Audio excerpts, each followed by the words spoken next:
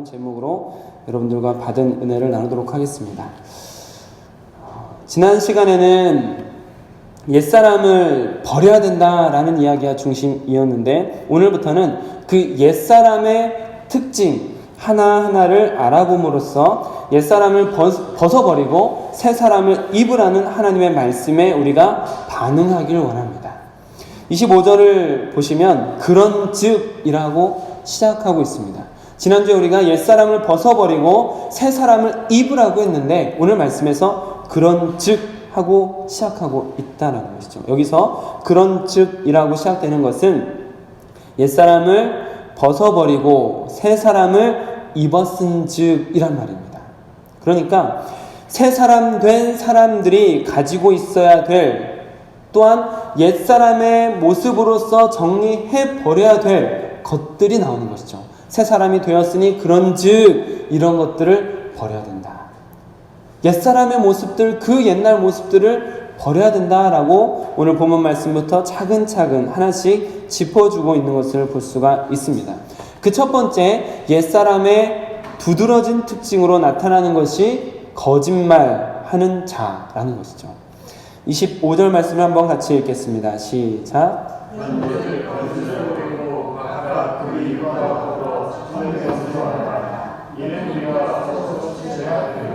아멘.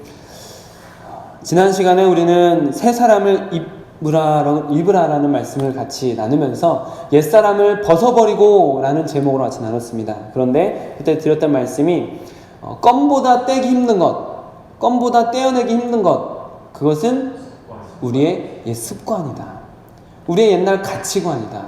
이것은 떼버려야 되는데 떼어지지도 않고 떼버리지 않은 상태로 교회를 다니고 있기 때문에 교회에서 옛 습관들이 드러나니 교회가 세상보다 더 악해지고 있습니다. 이런 말을 같이 나누었습니다. 그렇기 때문에 옛 습관을 벗어버리는 것, 이게 가장 먼저 우리에게 필요한 것이죠. 특별히 오늘 말씀 속에서는 그 옛 습관으로 가장 먼저 거짓말, 거짓에 대한 이야기를 하고 있습니다. 본질적으로 거짓이라는 것은, 또 거짓말이라는 것은 속이려는 의도를 가지고 잘못된 것을 전하는 것이죠. 잘 아시는 이야기시겠지만 삼손이라는 사람이 자기 스스로 머리카락을 잘라서 힘을 뺀 게 아닙니다. 들릴라라는 여자의 꼬임에 넘어가서, 들릴라라는 여자의 거짓말에 넘어가서 결국에 머리를 잘리고 잡혀가는 것이죠.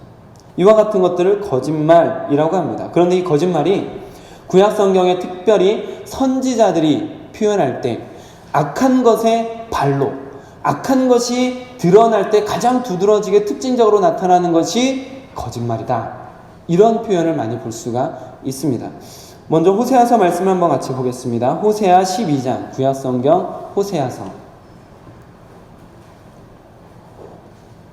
다니엘서 다음에 있습니다. 구약 성경 거의 마지막에. 감사합니다. 1267쪽입니다.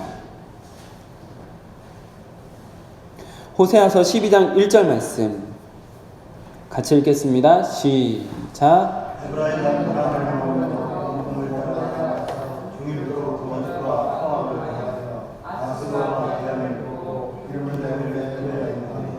아멘.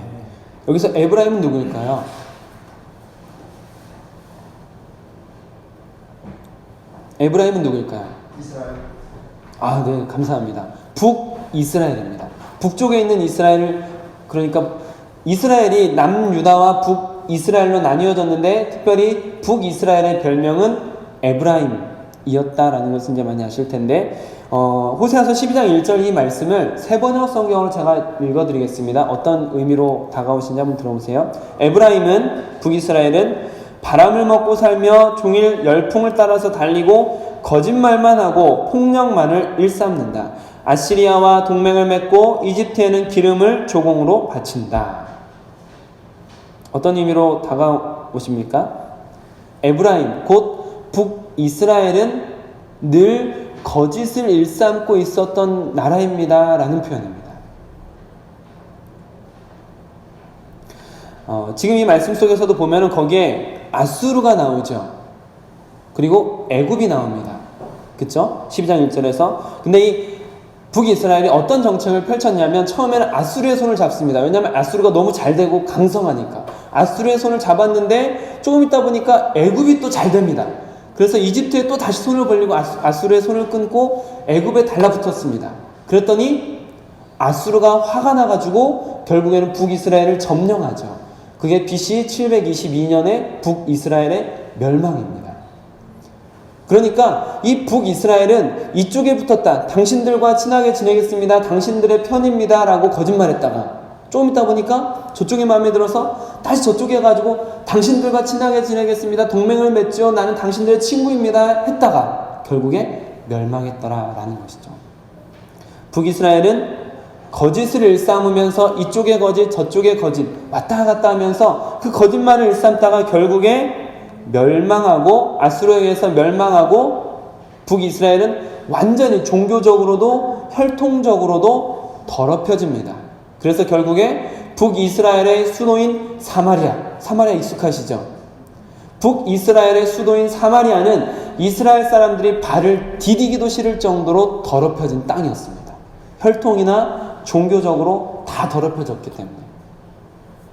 이와 같이 북이스라엘, 오늘 말씀 속 12장 호세아서 말씀 속에선 에브라임으로 표현되고 있는 것처럼 선지자들은 거짓이 드러날 때, 악이 드러날 때, 악의 발로로서 거짓이 보통 드러난다. 아주 특징적으로 거짓이 나타난다라는 것을 이런 식으로 표현합니다.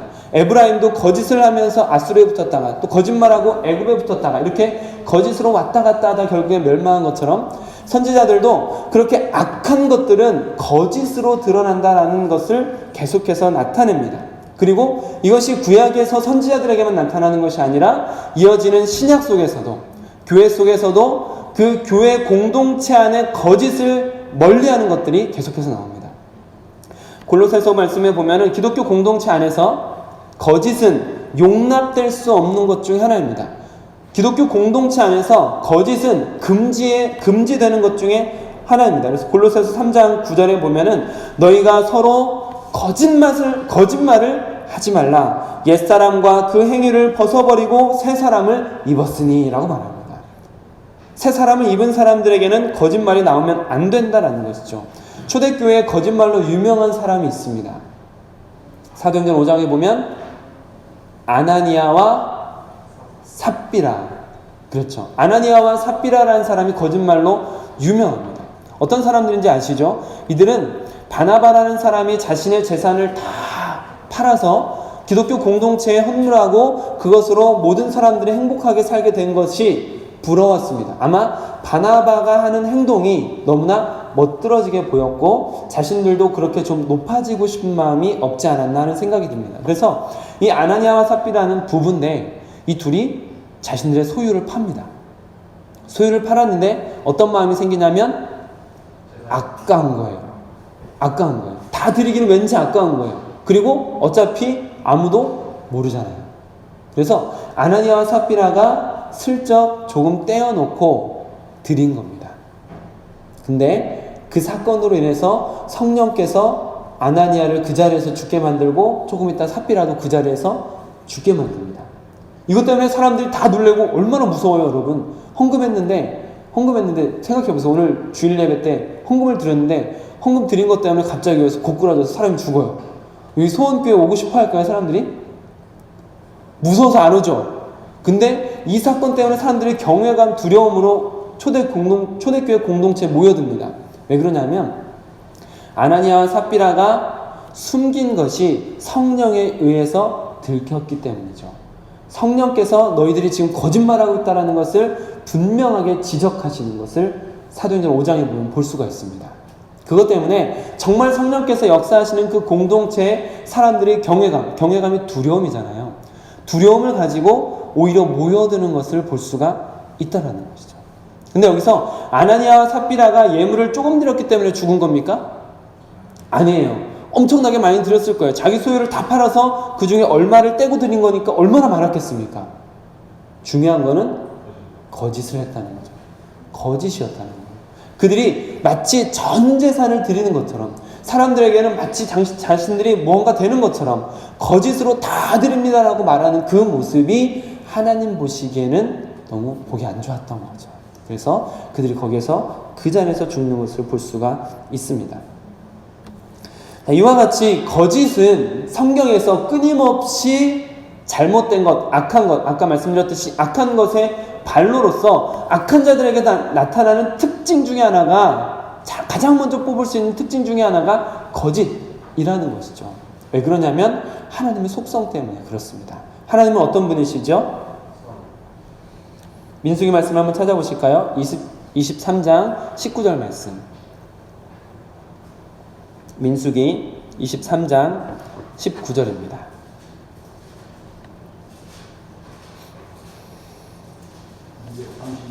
감사합니다. 236쪽에 있습니다.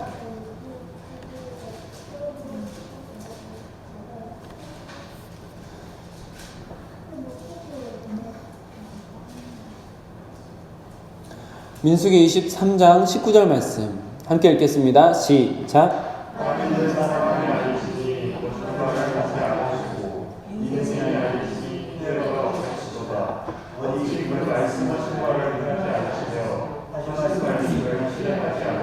아멘. 하나님은 이런 분이십니다. 하나님은 그 분이 말씀하신 그 모든 것을 그대로 실천하시는 분이시며, 하나님은 시건치 않으시고 거짓말을 하지 않으시는 분이십니다. 하나님은 거짓말하지 않는 분이십니다. 하나님과 거짓이 함께 있을 수 없습니다. 거짓말하는 사람이 어떻게 진리를 말할 수 있겠습니까? 거짓말하는 신을 어떻게 우리가 쫓아갈 수 있겠습니까? 하나님은 성경을 통해서 그분이 하신 말씀들이 그대로 진리로 이루어진다는 것을 끊임없이 보여주시면서, 하나님은 거짓의 신이 아니라 진리의 신이시라는 것을 아주 명확하게 끊임없이 드러내십니다. 잠언에서도 보면은 여호와께서 미워하시는 것 곧 그의 마음에 싫어하시는 것이 옛 7가지니 곧 교만한 눈과 거짓된 혀와 무죄한 자의 피를 흘리는 손과 라고 말씀하시면서, 하나님께서 아주 싫어하시는 것 6가지만 뽑는다면 그 중에 하나에 반드시 거짓말이 들어간다는 것이죠. 자, 하나님의 특징이 이렇다면 마귀의 특징은 어떨까요? 요한복음 8장입니다. 예수님께서 친히 마귀의 특징을 말씀해 주시는데, 요한복음 8장을 보시면 8장 44절 신약성경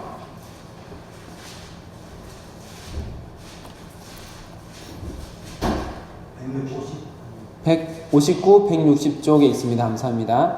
신약성경 요한복음 8장 44절입니다. 예수님께서 마귀를 향해서 뭐라고 말씀하시는지 한번 보겠습니다. 시작.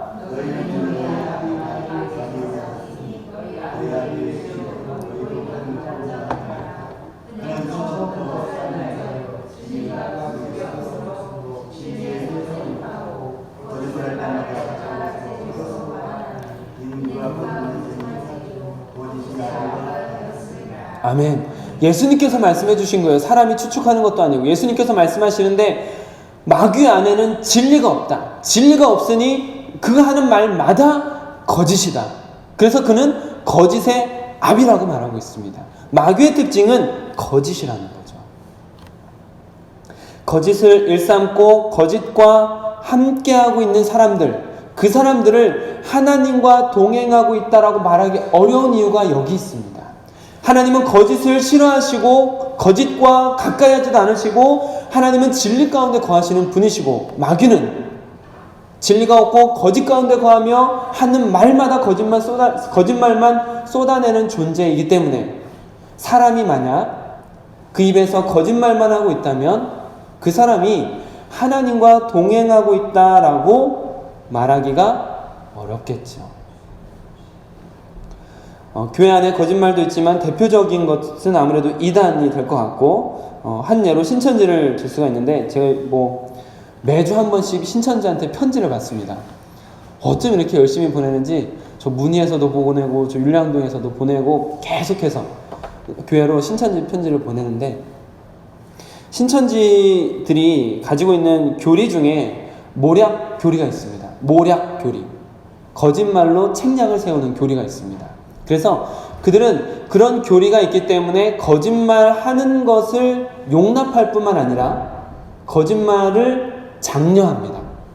그래서 제가 만약 신천지 강사라면 여러분들한테 뭐라 그러냐면 당신들은 하늘의 연극 배우입니다. 이렇게 말해요.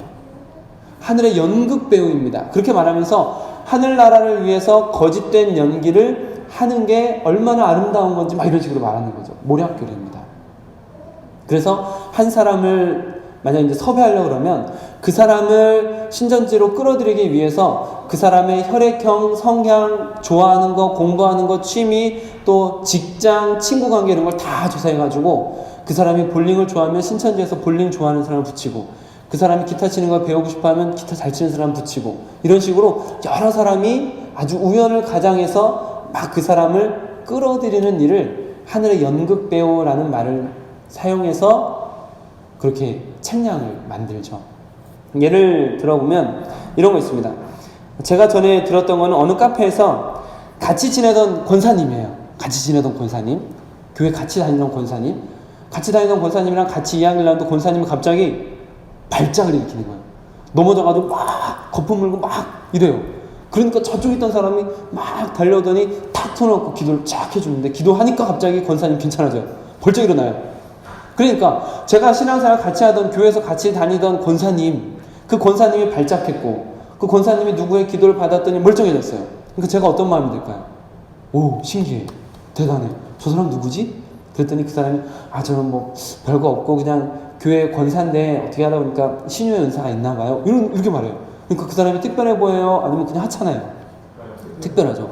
그러시냐고. 그랬더니 이런 능력 뭐 이렇게 조금 더 같이 경험할 수 있는데 같이 성경 공부하면서 더 신령한 것을 사모해 보시겠습니까? 이러면 나도 한번 배우고 싶다고 하면서 넘어갔다 왔던 분들의 이야기를 들어본 적이 있고요. 또 요즘에는 특별히 이제 젊은 사람들에게 많이 다가서는데 취직 자리를 알선해줍니다. 취준생들한테 취업을 준비하는 사람들에게 취직 자리를 알선해줘요. 그래서 어떤 사람이 이제 그 알선을 받아가지고 갔어요. 갔더니 이제 한의원에 취직을 시켜줬는데 되게 크고 괜찮은 한의원이었어요. 근데 그 한의원에 갔더니 주말에는 무조건 쉬고 그리고 술자리가 절대 없는 거예요. 무엇보다 아침마다 큐티를 하는 거예요. 그러니까 얼마나 좋아요. 신앙을 지킬 수 있잖아요. 그래서 어쩜 이렇게 좋은 데를 소개해 주셨냐고 너무 감사하다고 해서 거기에 취직해서 거기에서 이제 열심히 일을 했죠. 일을 하면서 아침마다 뭘 했겠어요? 큐티를 했겠죠. 근데 알고 보니 아침마다 했던 큐티는 신천지 교리를 조금씩 계속 가르쳐 주는 거였다더라고요. 그리고 이제 나온 거예요, 그 사람이.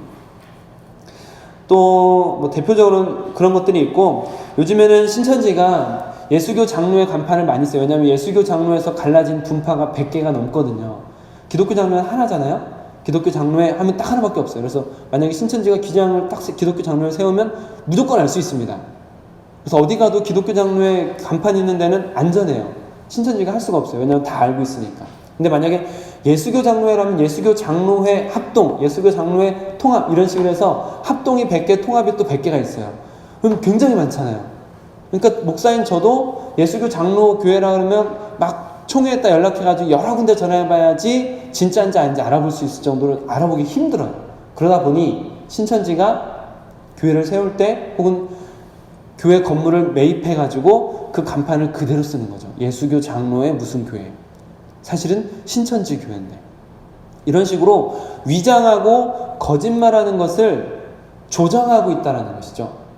그러면 조금 전에 같이 말씀을 나눴던 것처럼 하나님은 거짓과 상관이 없고 거짓을 미워하시고 하나님께서 가장 싫어하는 6가지만 뽑는다면 그 중에 하나는 거짓이 반드시 들어가는데 하나님은 절대 거짓을 좋아하고 용납하는 분이 아닌데 그리고 마귀는 그 안에 진리가 없기 때문에 늘 거짓을 말하고 그는 거짓과 늘 함께하고 그래서 예수님께서 마귀를 향해서 거짓의 압이라고 말했는데 그러면 늘 거짓을 일삼고 거짓을 조장하고 거짓된 연기를 하는 게 괜찮다라고 말하는 그 단체가 건강할 수 있겠습니까? 누구와 함께 걸어가고 있겠습니까? 너무나 불보듯 뻔한 것이죠. 그리고 계시록에 보면은 우리가 계시록 큐티를 지난달까지 같이 했지만 하나님은 진리에 속하시고 거짓을 미워하는 분이시기 때문에 결국에 거짓 가운데 있는 거짓의 아비인 사탄 마귀뿐만 아니라 거짓에 속해 있었던 모든 사람들을 심판하셔서 다시는 하나님의 나라 근처에도 못 오게 한다는 것을 많이 보시지 않으셨어요? 예를 들면 계시록 21장을 한번 찾아보실까요?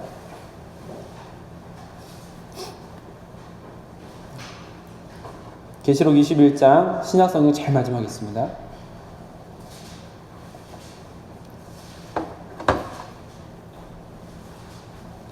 7절, 8절 421쪽 감사합니다. 자, 7절, 8절 함께 읽겠습니다. 시작.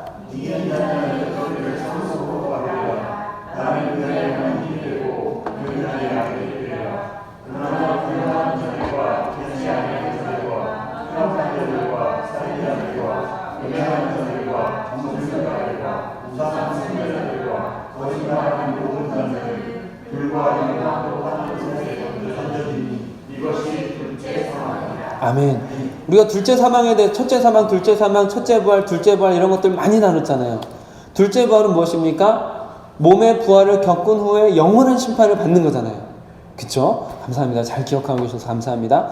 둘째 사망은 결국에 몸의 부활을 경험한 이후에 가장 마지막 심판으로 영원한 불못에 던져지는 것입니다.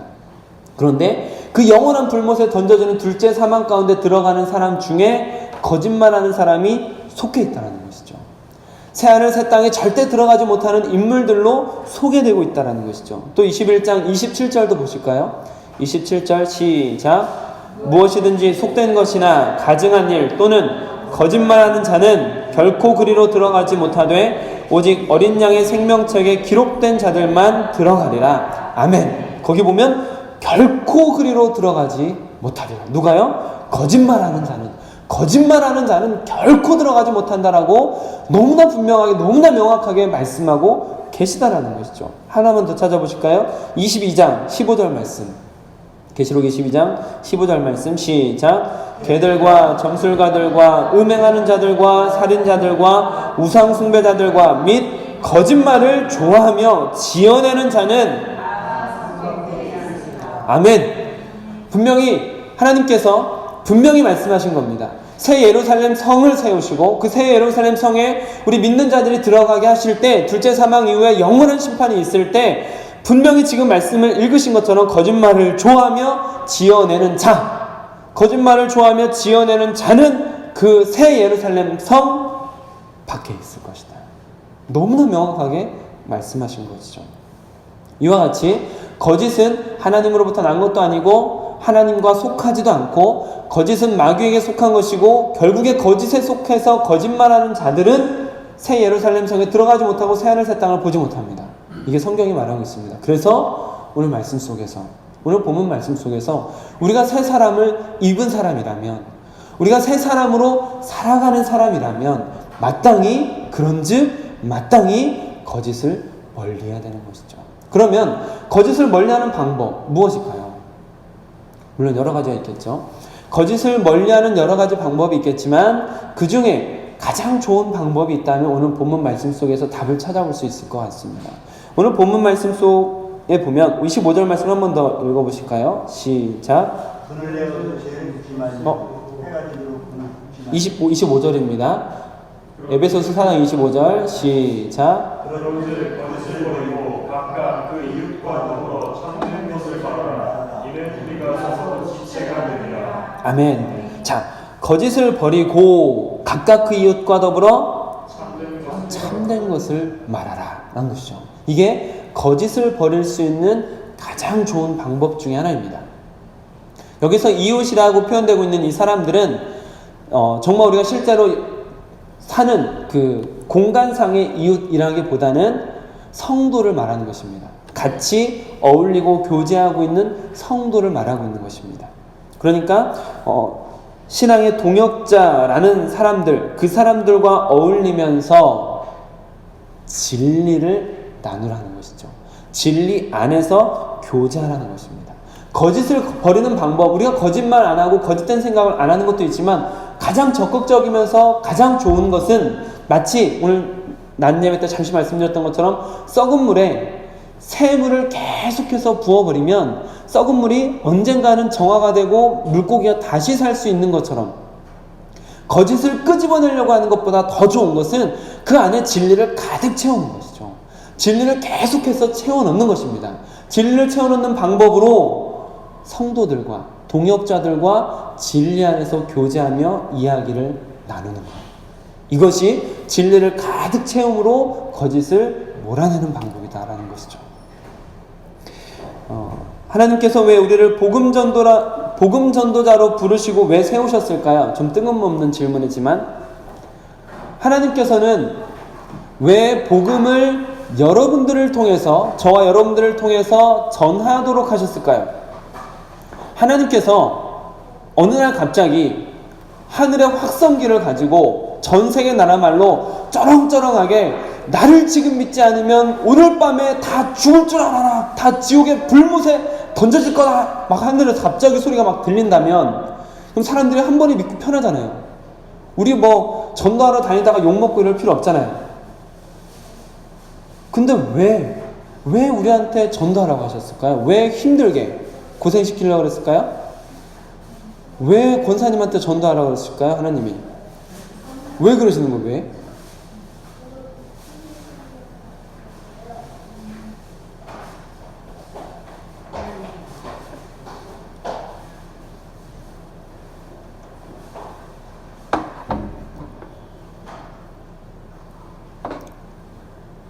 고린도전서에 보면은 하나님께서 우리를 동역자라고 하십니다. 너무 놀랍죠? 하나님께서 우리랑 동역자래요. 우리랑 같이 무언가를 하고 싶어 하신대요. 그리고 복음 전도를 우리에게 위탁하셨어요. 복음 전도하는 것을 우리에게 위탁하셨어요. 그 말은 세상에 죽어있는 영혼에게 생명을 전해주는 일을 우리에게 위탁하셨다는 거예요. 왜 그러셨냐라고 제가 질문을 드려보았는데 저는 그렇게 생각합니다. 영혼을 살리는 데서 오는 기쁨, 영혼이 살아나는 데서 겪게 되는 그 기쁨은 세상에서 경험할 수 없는 거거든요. 영혼을 살려내는 기쁨을 경험하는 것은 세상 어떤 곳에서도 경험할 수 없는 아주 특별한 은혜고 감격입니다. 그런데 하나님께서는 그것을 우리도 누려볼 수 있도록 우리에게 특별한 기쁨과 감격을 허락해 주신 것이죠. 복음 전도는 그런 의미가 있습니다. 그래서 마가복음 제일 마지막에 보면은 마가복음에서 제자들이 복음을 전하는데 어떤 일들이 일어납니까? 한번 찾아보실까요? 마가복음 16장 20절 말씀.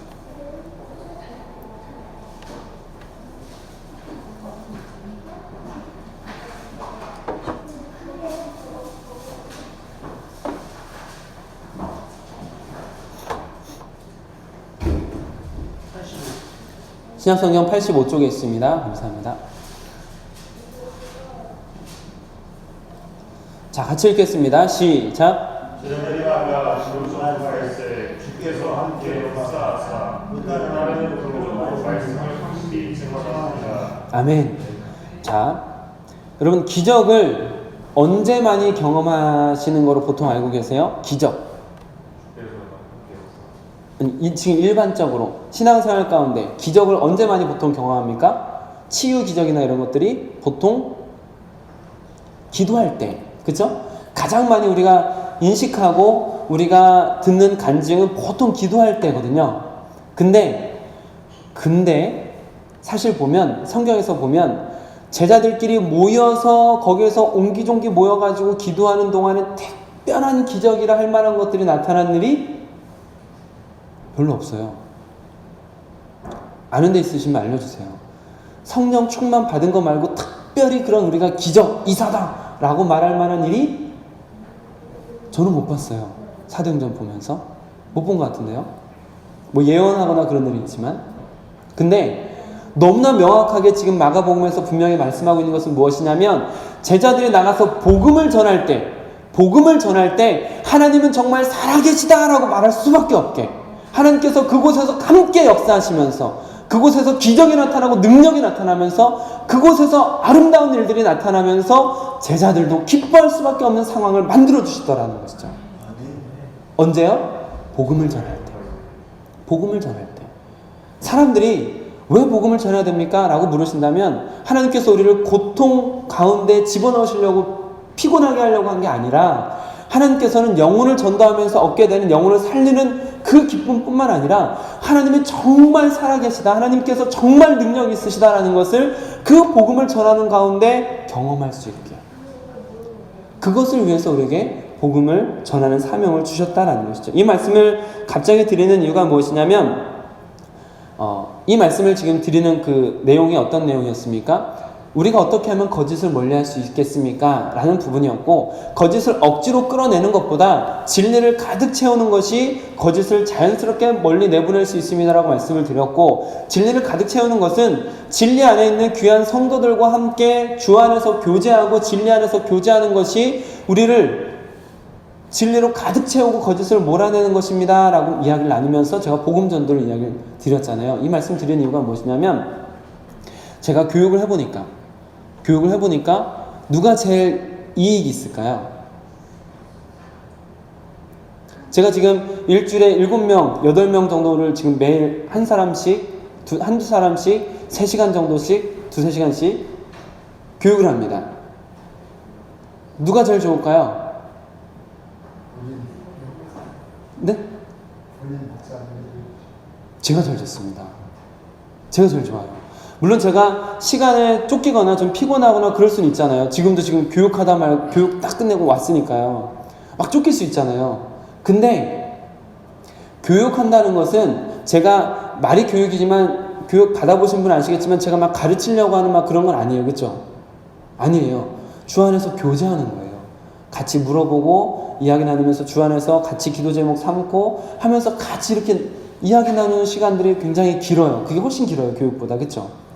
그 시간들을 통해서 얻게 되는 것들이 있는데, 그것이 바로 주 안에서 성도들이 교제하는 자리이고, 오늘 말씀대로 하자면 주 안에서 성도들이 교제할 때 거기에 진리 안에서 교제하는 그들에게 진리가 가득 채워지는 것이죠. 그리고 자연스럽게 거짓은 멀어지는 것이고, 그러면 일주일에 8번 정도 진리 샤워를 하는 거예요. 저는. 그쵸? 말 그대로 하면 진리 샤워를 계속 하는 거예요. 얼마나 좋겠어요. 부러우시죠? 아멘. 언젠가 여러분들께서도 그런 말씀 사역자로 서시는 날을 제가 3년 후 정도로 지금 꿈꾸고 있습니다. 빠르면 3년 후. 우리 모두가 정말 저처럼 끊임없이 복음을 같이 나눌 수 있는, 진리 안에서 교제할 수 있는 장이 계속 만들어지고, 그것 때문에 여러분들께서도 진리 안에서 교제함으로 인해서 하나님의 진리 샤워를 통해서 끊임없이 새로워지고 거듭나는 삶이 계속되는 우리 소원교회가 됐으면 좋겠습니다. 지금 거짓을 멀리할 수 있는, 거짓을 떠내버릴 수 있는 가장 좋은 방법을 말씀드린 거예요. 굳이 제가 지금 말씀드린 교육으로 교제하는 것이 아니더라도, 여러분들께서 오늘 낮에 너무 맛있게 먹었잖아요. 그렇게 식사하는 자리라든지, 아니면 차를 마시는 자리라든지, 예배 전에 나눔할 수 있는 자리라든지, 그 시간 동안에 여러분께서 세상적인 이야기 할 수 있죠. 누가 며칠 전에 위분 아들을 찬물에 죽였다라는 이런 얘기 할 수 있잖아요. 그런 얘기 막 너무 할 수 있잖아요. 그런 얘기 들으면 짜증만 나잖아요. 그렇죠? 그런 얘기 자꾸 하지 마시고 진리 안에서 교제하십시오.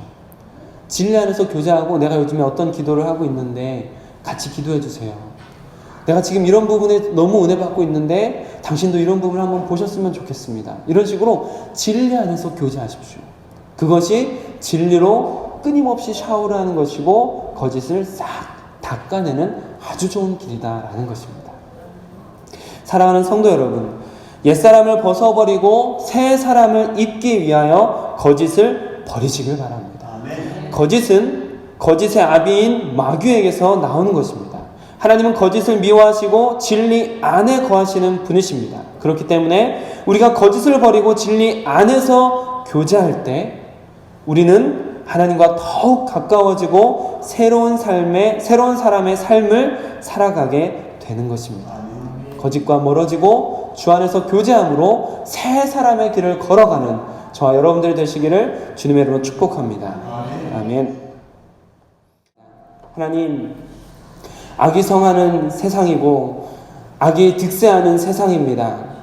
그러나 아버지 하나님, 거짓된 말을 하는 자들과 어울리며 그 거짓 안에서 즐거움을 찾으려 하지 않고 우리가 진리를 쫓는 자들이 되게 허락하여 주시옵소서. 하나님께서 우리에게 부어주신 성령으로 인하여 우리가 새 사람이 되었는데, 새 사람이 되었음에도 불구하고 거짓 가운데 머물러 있는 인생이 되지 않도록 우리를 인도하여 주시옵소서. 날마다 진리 안에 거하며 진리 안에 교제하며 진리로 날마다 새로워지길 원합니다. 하나님께서 성령을 통하여서 우리에게 진리를 깨닫게 하여 주시고, 그 진리가 우리를 날마다 새롭게 하여 주셔서 우리 겉사람은 후패하여 지지만 날마다 우리 속사람은 새로워질 수 있도록 허락하여 주시옵소서. 주님 안에 새 사람이 되어서 새 사람을 입고 새로운 인생을 살아갈 수 있도록 옛 모습을 벗어버리고 거짓된 자아를 벗어버리고 주님이 원하시는 새로운 삶을 걸어갈 수 있는 우리가 될 수 있도록 함께하여 주시옵소서. 거짓의 아비인 사탄을 쫓는 인생이 아니라 진리의 아버지이신 하나님을 쫓는 우리가 될 수 있도록 허락하여 주시옵소서.